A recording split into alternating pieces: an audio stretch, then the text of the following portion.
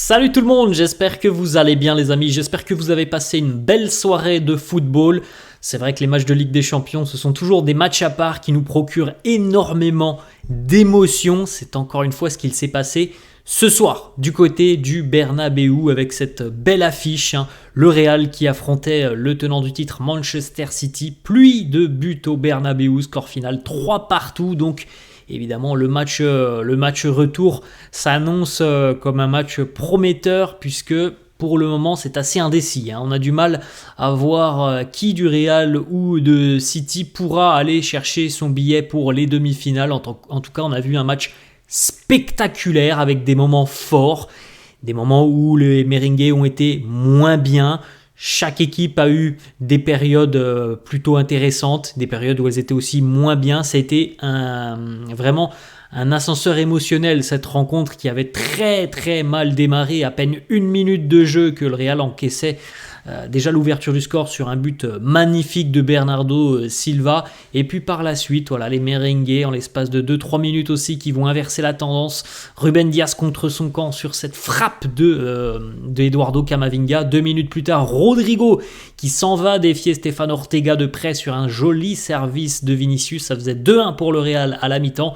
Début de seconde mi-temps, on a vu les Citizens pousser et puis prendre un petit peu le dessus physiquement, ce qui va permettre à City, là aussi en l'espace de 4-5 minutes, de prendre l'avantage sur deux bijoux. Vraiment les deux buts, les trois buts de City ce soir sont quand même magnifiques. Phil Foden 66e, Gvardiol 71e. D'ailleurs, si je ne me trompe pas, les trois buts de City ce soir sont inscrits de l'extérieur de la surface de réparation. Et le Real va retrouver évidemment des ressources pour aller égaliser à la 79e par Fede Valverde, magnifique but aussi de Fede, ça faisait longtemps qu'il n'avait pas marqué, on en avait parlé d'ailleurs sur la chaîne il y a une petite semaine je crois. Fede qui donc marque et permet au Real d'aller chercher ce score nul 3-2, tout reste à faire donc du côté de l'Etihad. On aura le temps d'ici à mercredi prochain de parler évidemment de ce déplacement, mais on sait, on en avait déjà parlé lors du tirage au sort, on sait que ça va être un déplacement périlleux, compliqué et qui en plus de ça a souvent porté préjudice au Real qui n'a pas franchement de bonnes statistiques du côté de l'Etihad, mais il faut y croire. Franchement, cette équipe du Real, elle est pleine de ressources, elle est pleine de courage. Ce matin, on avait parlé dans la vidéo d'avant-match des deux mots forts de Carlo qui disait tout simplement du courage et de la personnalité. C'est ce que l'on a vu ce soir dans l'adversité parce que le match a très mal démarré. Quand au bout d'une minute tu es mené 1-0, c'est sûr que ça devient tout de suite un petit peu plus compliqué. Mais cette équipe elle est pleine de courage et je trouve qu'elle a véritablement été en mesure d'embêter cette équipe de City, de faire vraiment mal sur les transitions. On aurait peut-être parfois pu être un petit peu plus juste devant le but. On va pas non plus critiquer la justesse parce qu'il y a quand même 3 buts inscrits ce soir, mais en tout début de seconde mi-temps il y a une ou deux situations qui auraient peut-être pu permettre de prendre l'avantage de 2 buts d'écart qui auraient peut-être été déterminants. Bon, tout ça les amis c'est des peut-être. Maintenant il y a 3-2, le match retour ça sera dans une semaine et de ce que l'on voit c'est quand même une confrontation qui semble assez équilibrée. C'est mon sentiment, je ne pense pas que City va martyriser le Real la semaine prochaine comme ils l'ont fait l'année dernière. Je peux me tromper, je ne l'espère pas que ça se passera comme ça, mais selon moi, voilà, on aura un match quand même beaucoup plus ouvert et je pense pas que City aura véritablement la main mise comme ça avait été le cas la saison dernière. Regardez un petit peu le scénario, le déroulé de cette rencontre puisque ça a été un mano à mano. City a mené, le Real est repassé devant. City a fini par repasser devant 3-2 avant que le Real égalise en fin de rencontre. Ça a été tout de même un match exceptionnel. Alors quand on est supporter du Real, on est passé par des émotions fortes durant cette rencontre. C'était un petit peu les montagnes russes. Quand on est simple spectateur de football, je pense qu'on a tous les yeux comme ça, voilà. Quand je dis supporter du Real, je parle pour moi, mais pour ceux qui regardent la rencontre en étant neutre, franchement, ça a été un super match. On regarde, les amis, la timeline de la rencontre que vous retrouvez juste à côté de moi, avec, comme vous pouvez le constater, pas forcément des barres très très hautes sur cette rencontre. Alors, il y a une domination assez importante de City sur la seconde mi-temps, sur les 25-30 premières minutes de la seconde mi-temps. Mais dans l'ensemble, on n'a jamais trop eu une équipe qui a pris véritablement une grosse emprise sur son adversaire en termes d'occasion de but. Alors on a eu des séquences assez chaudes des deux côtés, mais dans l'ensemble, ça a été un match assez tactique, surtout sur la première période où, franchement, sur la première période, il y a ces 3 buts, mais il y a surtout la grosse organisation tactique du Real qui a vraiment, vraiment embêté au plus haut point les Citizens, qui n'ont rien produit en première mi-temps, si ce n'est le but magnifique de Bernardo Silva. Il a une inspiration géniale, Bernardo. Mais sinon, au-delà de ça, le Real, tactiquement, avait été très, très bien organisé en première période, avec cette énorme densité au milieu de terrain, ce qui poussait les Citizens à sortir sur les côtés, mais sans être dangereux, franchement. Et par la suite, évidemment, il y a eu un gros boulot tout au long de la rencontre des 3 attaquants, donc j'inclus Bellingham dans les attaquants. Et au bout de la 60e, mais franchement, pour ceux qui suivaient la rencontre, on le sentait venir. Vraiment, ce but de City, on le sentait, il allait arriver. Bon, il est arrivé, Phil Foden a marqué. Peut-être que Carlo a un petit peu tardé à faire un changement qui aurait peut-être été important au milieu de terrain. Et les joueurs ont beaucoup donné physiquement en première période avec cette organisation tactique et ce pressing au bon moment. C'était vraiment de la patience côté merengue, mais on sortait au très bon moment, et notamment pour Bellingham. Je crois que la stat elle est passée, il a réalisé le plus de pressing si je ne me trompe pas, de toute sa carrière sur cette rencontre. Donc c'est dire si ça a été une rencontre qui énergiquement a handicapé les attaquants merengue, et ça s'est ressenti sur la seconde mi-temps où les 20-25 premières minutes, il y a eu quand même un peu plus d'espace, et c'est pour ça aussi que Foden et Gvardiol ont pu prendre leur chance de loin, chose qui n'avait pas été possible en première période. Là, ils ont eu les espaces en début de seconde mi-temps, et ils ont de la qualité, Foden et Gvardiol, et ils ont marqué de très jolis buts. Et par la suite, le Real est revenu dans la rencontre avec encore une fois du courage, de la personnalité, de l'envie, et a réussi à égaliser sur une très très belle situation où Camavinga est un acteur important puisqu'il récupère le ballon, il va aller écarter, je crois, sur Vinicius, et puis le centre de Vini pour Fede qui est magnifique. On regarde, les amis, les stats de la rencontre. Alors en termes d'expected goal, c'est assez dingue parce qu'on a quand même 3-3, 6 buts ce soir, et en termes d'expected goal, si on cumule les deux, on n'a que 1,5, ce qui est quand même assez dingue. C'est qu'on a eu des buts vraiment ce soir somptueux. Alors les 3 de City sont vraiment magnifiques pour le coup. Les 2 premiers du Real sont assez chanceux au final. La frappe de Camavinga pour le premier but du Real, elle va tout droit en 6 mètres. Si elle n'est pas contrée, il n'y a pas but. Le deuxième but, Rodrigo, là aussi, elle est un petit peu contrée. Et le troisième est magnifique aussi côté merengue. Mais ce sont des buts ce soir qui n'avaient pas forcément un grand expected goal, parce que ce sont véritablement de très jolis buts, mais qui n'étaient pas faciles. Quand déjà City marque 3 fois de l'extérieur de la surface de réparation, vous vous doutez que c'est pas quelque chose de simple. Donc c'est pour ça qu'on n'a pas beaucoup d'expected goal sur cette rencontre.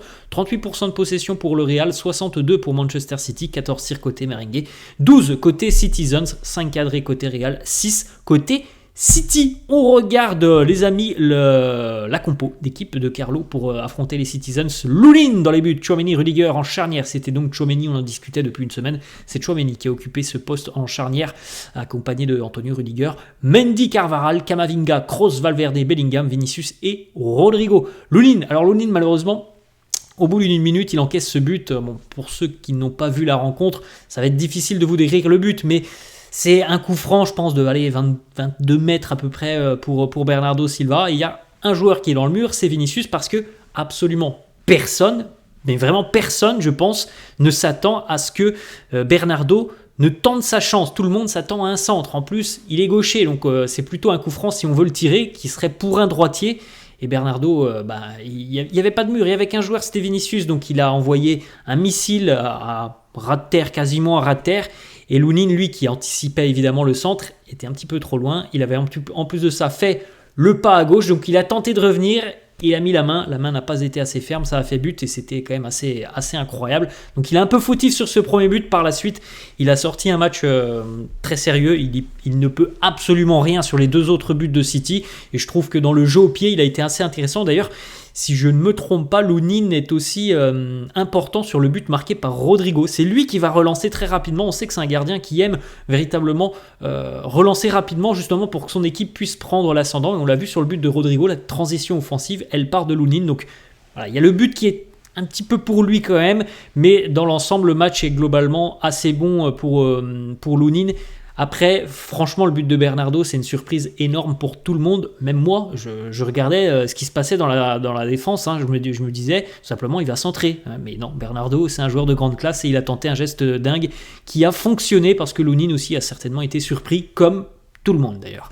La défense charnière, Rudiger, énormissime. Encore une fois, Rudiger, il a muselé Erling Haaland. Franchement, si on trouve une occasion franche pour Haaland ce soir, eh ben, vous me la laisserez en commentaire parce que Haaland, il a de nouveau été muselé. Haaland n'a pas existé ce soir devant Rudiger qui a réalisé plusieurs dégagements, plusieurs interceptions, qui a été hyper costaud dans ces duels. C'est un gros match pour Rudiger. Tchouaméni, malheureusement, sur le but de Bernardo Silva, concède le carton jaune. Il sera suspendu pour le match retour. Au moins, il n'y aura pas de débat au match retour. Normalement, ça sera Nacho qui sera en charnière. Donc maintenant, il faudra compenser au milieu de terrain. Donc ça sera vraisemblablement le même milieu de terrain. Mais en tout cas, on le sait déjà, Tchouaméni ne jouera pas. Donc normalement, ça sera Nacho en charnière. Il a commis cette faute donc, qui amène le coup franc de Bernardo. Mais dans l'ensemble, par la suite, parce que c'est compliqué, au bout d'une minute tu as déjà le carton jaune, tu dois défendre, c'est pas ton poste, tu dois défendre 90 minutes face à City en ayant déjà un jaune, c'est compliqué et je trouve que Tchouaméni a quand même été assez juste après par la suite tout au long de la rencontre. Carvajal sur le côté droit, on l'a vu très très bon tout au long de la saison. Dani Carvajal, je l'ai trouvé peut-être un petit peu moins bien, il a été parfois bousculé par Jack Grealish. Alors il a été présent au duel, on connaît la grinta de Dani Carvajal, mais parfois c'était très très très limite. De l'autre côté, Ferland Mendy a été assez bon avec pas mal d'impact. Je l'ai trouvé vraiment assez à l'aise. Ferland Mendy, ça fait vraiment plaisir de le voir autant en rythme depuis qu'il est plus blessé, tout simplement aussi, ça fait plaisir de le voir comme ça.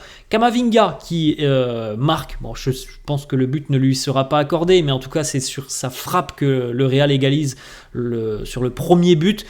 Il est impliqué aussi sur le troisième but, il a fait un match d'une justesse technique franchement exceptionnelle. Il a été pour moi énorme au milieu de terrain, il fait partie sincèrement pour moi des 3 meilleurs ce soir, Camavinga. On enchaîne avec Toni Kroos. Alors assez bon dans la régulation du jeu, Toni Kroos, dans la position qu'il avait surtout en première période, cette position très importante devant la surface, surtout lorsque City enchaînait ses phases évidemment de possession. Je trouve que Kroos a été très intéressant, mais offensivement, il n'a pas eu un impact très très important. Fede Valverde a été buteur et encore une fois, Fede a été monstrueux dans la débauche d'énergie, dans l'envie, dans les retours défensifs. Il a gratté des ballons, il va marquer ce troisième but dans les pressings, dans les efforts qu'il procure, qu'il réalise au milieu de terrain. C'est sincèrement pour moi aussi fait partie des meilleurs merengues sur cette soirée. Bellingham a fait un gros match au niveau de l'intensité, du travail qu'il a fourni, des courses, du pressing. Après, c'était évidemment la tactique de Carlo de beaucoup faire travailler les 3 attaquants. Après, on a eu quand même beaucoup moins l'opportunité de le voir balle au pied, être décisif dans des zones importantes. Mais évidemment, face à Manchester City, il faut que tout le monde travaille et je pense que Bellingham a fait un énorme boulot défensivement.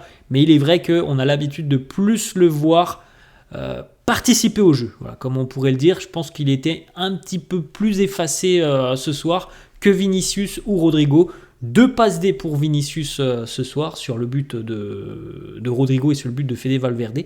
Il a été assez intéressant en première période et comme je l'ai dit, les 3 attaquants ont énormément travaillé défensivement. C'est très très rare de voir Vini et Rodrigo travailler aussi fort. Je me souviens du match face à Liverpool, la finale il y a 2 ans où ils avaient énormément travaillé. C'est quasiment la même chose ce soir. Ils ont fait un gros boulot. Je pense que niveau lucidité, Vinicius, en début de seconde mi-temps, il en a perdu un petit peu de la lucidité. Mais voilà, il a quand même réussi à délivrer une nouvelle passe D en fin de match. Et Rodrigo, je l'ai trouvé très bon. Rodrigo, il a marqué. Il a fait énormément de différence sur son côté, notamment en première période. Il a beaucoup remué. Il est d'ailleurs souvent parti du côté gauche, Rodrigo, et je l'ai trouvé très très à l'aise ce soir. Donc dans l'ensemble, c'est un bon match de la part des Merengues. Alors le résultat est ce qu'il est, mais je trouve sincèrement qu'avec ce que l'on a vu ce soir de la part des deux équipes, je pense sincèrement que cette équipe du Real, elle a cette capacité d'aller faire le résultat, tout simplement, d'aller chercher ce résultat la semaine prochaine du côté de l'Etihad. Il y a les joueurs qui sont à même pour déstabiliser cette défense de City. Alors il n'y avait pas De Bruyne ce soir, il sera peut-être là la semaine prochaine, on peut penser d'ailleurs qu'il sera là. On verra si Kyle Walker sera présent, parce que c'était aussi très intéressant ce soir d'avoir 4 défenseurs centraux du côté de City qui étaient alignés en défense, parce que Guardiola n'a pas voulu utiliser le jeune Rico Lewis. Alors, je ne sais pas pourquoi, mais en tout cas Rico Lewis n'a pas joué, et d'avoir ces 4 défenseurs centraux qui étaient au final sur la ligne de 4, je pense que ça a beaucoup servi aussi le Real sur ses transitions offensives. Ça sera peut-être pas la même chose la semaine prochaine. En tout cas, selon moi, le Real a toutes ses chances encore pour aller se qualifier. Maintenant, il faudra écrire l'histoire, parce qu'on le sait, le Real ne s'est jamais imposé du côté de l'Etihad. Voilà les amis, la fin de cette vidéo. J'espère que ça vous a plu. N'hésitez pas à lâcher un petit pouce bleu. N'hésitez pas non plus à vous abonner à la chaîne. Moi je vous laisse, et puis laissez-moi en commentaire ce que vous avez pensé de cette rencontre. Je vous dis à demain. Ciao.